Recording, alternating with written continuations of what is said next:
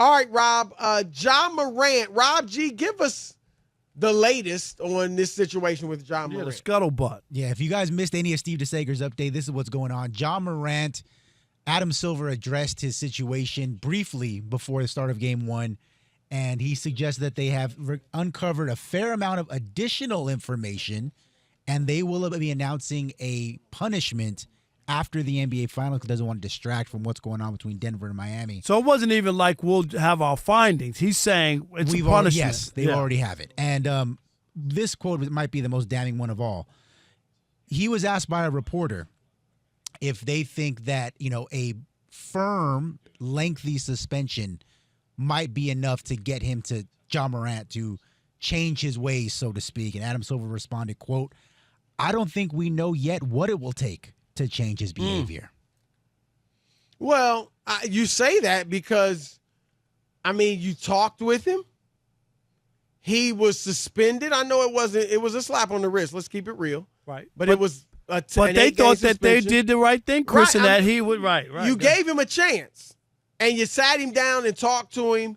He got a lot of public criticism, right? And I'm sure, Rob, Nike, which had just given him his own shoe, he had commercials out. I'm sure they had some type of discussion with him. I don't think they came down on him hard, but I'm sure they were like, look, Ja, this stuff This can't doesn't happen. look good for us. You We can't do this. Right. Right. And still, so I get where Adam Silver's coming from.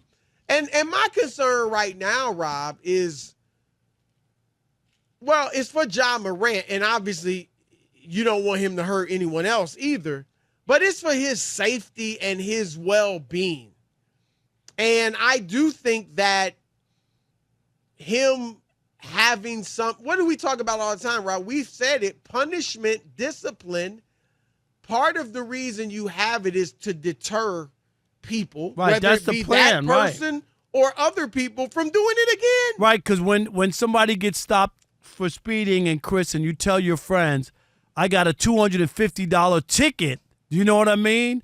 Like that's supposed to stop you from doing it again. You don't want to give up, and then your friends hear and be like, "Oh my God, I'm not paying no $250." That's the point of it, right? So I think that's what you give a try to. Rob G, you may know this. You're in the whole social. You're into that young. You're a young kid with nothing to do and just exactly. You're on reading your phone everything. all day. Exactly. I saw something. I don't know if it's true, so you may not know either. I told that's my disclaimer. I have no idea if this is true, but I saw something that did he stop following his what quote unquote best friend Devontae Pack on social media? I read that somewhere. I did not see that, but I did see several columns, ESPN, CBS, Fox Sports, saying one of the first steps he has to do is to unfollow Pac because he seems to be at the center of a lot of these situations that Ja's been a part of. And they actually said unfollow him, not just stop hanging around with him. No, they said or whatever. period. He needs to stop being around him. Okay. All the Instagram video was with Pac. The Indiana Pacers incident with the laser was with Pac. The near fight with Shannon Sharp, Pac was involved in that one as well. So, they said he's a bad influence. I mean, come on, man. If you care about Ja Morant, and I get it, they're two young men. I'm not talking about, you're not, you don't always think about this stuff. But if this dude is really your boy, Rob, then why are you putting him in these situations? And Chris, you're right. right. I'm not trying to take away the responsibility of Ja, but he did unfollow. Yeah, you're right on that. Okay. Whatever you read was right. But I will say, Chris, logically what you're saying makes sense. You're a friend, your guys made it big in life, and you're friends from childhood when you didn't have two nickels to rub together. Do you know what I mean? Like, you're supposed to be, the money's not supposed to be like that. Like, it's just not. But you're supposed to have his back and not make him look bad and not have things go bad, in your presence. That's what a friend does. That's the part that's just scary and doesn't make any sense to me. Like you want your guy for something bad to happen, right? Yeah, is that like that's what it feels like? No, and I think too, Robin. Look, we've seen quote unquote what they used to call entourages. Remember, for decades now. And I've always said I thought that LeBron James has really put together what should be a blueprint for these quote-unquote entourages, where you got guys that you were great friends with in high school, maybe growing up your whole life, and, you hit it big, and you want them with you, enjoying the experience with you, hanging out with you, kicking it. But I think as you're doing that, Rob, I would suggest that you put your friends in position to do something for themselves. And I mean, and you demand it too. They have to carry their weight, so to speak. Chris, because you're carrying all the weight, right? I'm the one paying all the bills. You get yourself in position where you can thrive on your own. Rich Paul, Maverick Carter, when LeBron retires, they're going to still be doing their thing, and they're going to be fine. Well, and I remember talking, and I'll after this, Rob, I'll hand it over to you. I was talking to a player a best friend of he was a star player. I mean, he wasn't like a Hall of Famer, but he was a guy that made a couple All-Star teams. Was a really good player. And his best friend, they'd grown up together since high school. Neither of them, the father was in the picture in neither of their lives. And I asked him, why aren't you out, living in so-and-so, such and such a city with so-and-so and kicking it with him and all. He was like, man, I got to be my own man. I can't be my own man just following this dude around, No. He was like, I got to be a responsible adult. And I respected that. And I feel the same way. But you know what I'm saying, Rob? Make Devontae Pack do something productive for you. There's no doubt about it. And my issue and what I was trying to get in is that you can't take care of grown people, Chris. Thank you. Thank you. Hello, is this mic on? You can't. You can't be buying a grown man sneakers and drinks and. But that happens all the time. I know, in the Chris. League, right? But it's ridiculous. You're a grown man. I'm not taking care of you. If you're my guy and I get tickets and I'm gonna take you out, hey, let's go to the game, right? Whatever. But I'm not. You're not gonna follow me around the country and me pick up every tab. And every time I go, you in the hotel. And every time I go clothes shopping, I gotta buy your stuff that you pick out, or car shopping. Right?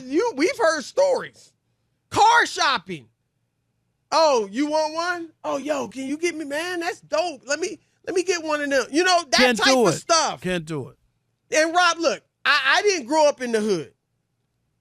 So I had friends, obviously, but if I had become a pro athlete, there was no thought of I'm carrying old boy with me and I'm basically supporting him. You know what I'm saying? If one of them would have came with me, they would have been doing something. What about you? Was there any, if you had made it as a Major League Baseball player, were you going to bring a bunch of your boys along? No, it wouldn't have been. And just let them hang around? Right. No, it would have never been of that ilk. And that's the biggest thing, Chris. That's not what you're trying to do. It would be more like trying to, help them. And LeBron's a unique guy. Everybody can't do what LeBron and his did, guys okay? are right. Everybody can't be a Rich Paul. They had real drive and they're intelligent. There ain't no way everybody gonna go to the league and get their guys. Right. But you can do something. No, I'm not saying. I agree with that. I'm just saying of that magnitude to do that. Everybody does that. That's not possible. But you can't take care of grown people, and I think that's the biggest response. I've often thought, Rob, why not? Really, if you taking care of this dude financially, why don't you send him to college? Chris, I got it. If you really want to, help him out, maybe he's down on his luck, right? He doesn't have a ton going for him. Maybe he wasn't a good student and all that.